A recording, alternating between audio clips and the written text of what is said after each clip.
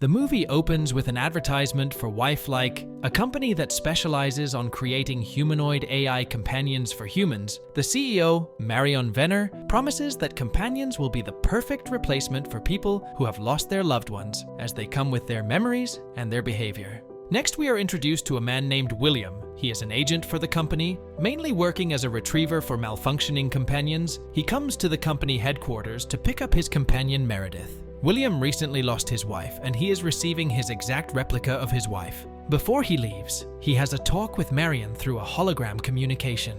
Marion praises him for being the best agent in the company. In a quick flashback, William remembers the first day he met Meredith. She knocked on his door asking for a signature for a petition to stop Wifelike. William is instantly hit with her beauty, and he starts a conversation with her. Back to the present, William takes Meredith to their home. He wakes her up and informs her that she will get used to the robot body soon. Meredith doesn't know who William is, but he explains to her that her information is still getting processed and that she will start remembering everything soon. Later that night, the two are in the bedroom, and she asks him if he wants to sleep with her. He tells her yes, and she asks him to adjust her settings to his liking. William then increases her intimacy to 80% and her passion and satisfaction to 90%. As this is the first time William slept with a robot, he gets nervous, but Meredith makes him comfortable, and soon everything feels right to him.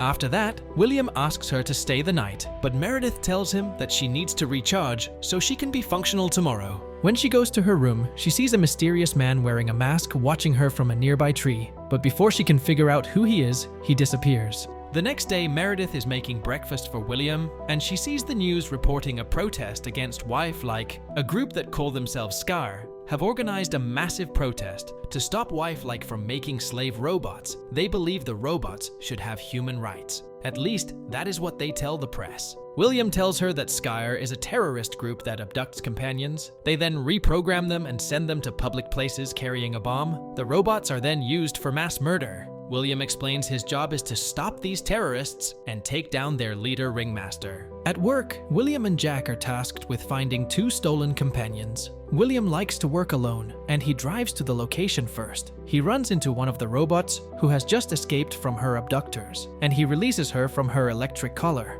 She then tells him that there is two more robots held hostage by two guys. William is ordered to stay until Jack arrives, but he ignores orders and enters. He finds the first guy playing a VR game, so he just knocks him out. He then finds the second robot, but before he releases her, the abductor comes with the other robot. He threatens to shoot the robot if William doesn't surrender, but William just shoots him first and kills him. Meanwhile at home, Meredith goes to her charging station and she enters dream mode. She meets her interactive dream operator, or for short, IDO, and he asks her what kind of dream she wants. Meredith isn't sure, so he selects randomly to a birthday scene. Meredith is celebrating her birthday with all her friends, including William. But as she is looking around, she runs into a masked man who she doesn't recognize. She asks him who he is, but he just gives her a card with a red bird on it and disappears. Afterwards, she returns to the IDO to inquire about the masked man, but he tells her there's no record of a masked man in her dream. She then asks for the original Meredith's hobbies. He tells her a list of hobbies, but Meredith asks to learn knitting. Meredith doesn't have knitting as her hobbies, but she is somehow inclined to learn it. Using this skill, Meredith knits a pillow with the red bird on it. She then rides a bicycle, but as she is strolling around the neighborhood, a woman named Louise startles her, causing her to fall off the bike. Louise then tells her to remember who she is, as time is running out. Meredith is confused, and she tells William everything. He tells her to not worry, and explains that many women hate companions because a lot of men have decided to be with companions. Meredith then presents the kitted pillow to William, but he doesn't seem happy about it, and he secretly throws it in the trash. Later that night, Meredith is in her dream world, and her IDO informs her that some of her dreams are locked. He picks another random dream, and she is sent to a day when she met William. And William asks her if he can sit beside her. Suddenly, the masked man arrives in her dream. Meredith scares, asks him who he is, and he tells her he is the man of her dreams. He then goes to grab her. But at the same time, William wakes her up from her dream. Meredith tells him what happened and asks him who the masked man is, but he just tells her that she just had a nightmare. The next day, we see William looking for an escaped companion named Lisa. He finds her at her workplace. She has changed her name and appearance, but that doesn't fool him. Lisa tells him that she doesn't want to go back to her owner, as she doesn't love him, but he tells her that she is only acting like this because she was reprogrammed by the Skear, but she tells him that she ran away on her own. Lisa then begs him to leave her alone, but William tells her that he can't do that. She then says that she'd rather die than go back to her owner, and she jumps off the building and commits suicide. This has never happened before, and it shocks William. He tells Marion what happened and asks if the robots can become violent if they can bypass their programming. Marion is unconcerned. He tells him that they are on the brink of a new age and that some bumps will happen. He reassures him everything is okay and that none of the robots will become violent to their owners. Back at home, Louise visits Meredith. She tells her that the guy in the mask who is named Keen wants to see her in person, but Meredith is not interested. She threatens to record their conversation and show it to William, but Louise is not afraid. She actually sends a direct message to William telling him that she is coming for him. William returns home later that night, and Meredith gifts him with another knitted pillow with the same red bird. She then tells him about Louise, which pisses him off, and he calls Jack to his home. Once he arrives, they devise a plan to let Meredith sleep so they can find Keen. They put her to sleep, and the IDO takes her and Keen to a dreamlike place. While she is dreaming, Jack and William monitor her dreams in the dream.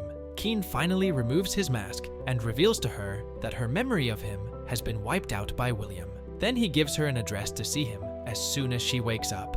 When she wakes up, she finds William and Jack preparing to go to the place Keen gave her. Meredith is a little confused, and she tells them that she remembers Keen's face, but William just tells her to stay home, and he and Jack go to the address. But when they arrive, they only find a decoy. William rushes home and finds Meredith. She says that Keen left a book at their doorstep, but didn't harm her. She then asks if Keen is really a terrorist. William then tells her that Keen is a member of the terrorist group and that he abducted her before and used her to bomb civilians. William explains that he erased that part of her memory so she doesn't get haunted by the atrocities she committed. William then decides to get into her dream to catch Keen, but Jack warns him that if he dies in her dream, he will get permanent brain damage. William promises to not engage, and he gets ready. Meredith is at 28%, so he tells her to wake up when she reaches 10%. William then gets into her dream, and he finds Keen. He then tells Meredith to run away, and as she does so, he gets into a fight with Keen, ignoring Jack's warning. The fight continues for a while, and William finally gets the upper hand, and he starts choking out, but just before he kills him, Meredith wakes up as she reaches 10%. Jack is unhappy about William's attack on Keen, not just because he risked his life, but also killing someone in the dream world is illegal, and could land the murderer in prison for 25 years. William tells him that he will do everything he can to protect his wife, including killing Keen. Later, we see Meredith and Williams sitting together. Meredith is sad because she doesn't want her memory to be erased, but he tells her it is for her own good. He explains that Keen has hacked into her system, so she needs to be reset to remove him. Meredith is then taken to the headquarters, and she runs into other captured companions who all remember her. Meredith is confused, and she asks them how they remember their past lives. One of them explains that humans can only erase memories, but they can't erase dreams, so she can save the most important memories in her dream and access it after she is reset. They then show her how to hide her memories in her dream and how to find it. Meanwhile, Louise goes to Jack's wife and gives her a file, which he receives when he comes home. He then rushes to William's home and confronts him about him killing Keen. Jack says that the reason they couldn't find Keen is because he only exists in Meredith's memory, as he is the real lover of her. Jack decides to arrest William for the crime. William defends himself by saying that he has always loved Meredith and knew that she should be his. Jack pulls out his gun, but isn't fast enough, and William quickly shoots and kills him. Soon after Meredith walks in and asks him why he killed Keen, Meredith can now access all her memories, and in a flashback it is revealed that Keen was her boyfriend. Meredith and William did meet at his home when she was asking for signatures, and after that, he got obsessed with her. But when he knew that she already had a boyfriend, he decided to kill him in front of her, and he kept her in his home as a prisoner. For the next few months, he tried to force her to love him, but Meredith hated him more. So one day he smothered her with the red bird pillow and killed her. He then put a ring on her finger to convince everyone else that she was his wife. He then got the new Meredith and tried to erase the truth by messing with her memories, but that didn't work. Back to the present, Meredith is angry at William, and she picks him up and throws him on the ground. She then sits on him and slowly breaks both his arms. She then smothers him to death using the red bird pillow. Meredith wakes up at the secret base of Scare, where she is joined by all the other free companions. It is then revealed that she is actually the ringmaster, and she announced that robots will finally be free. And with that, the movie ends. We hope you enjoyed our video. Watch the next recaps on the screen, and don't forget to subscribe for more amazing recaps. See you in the next one.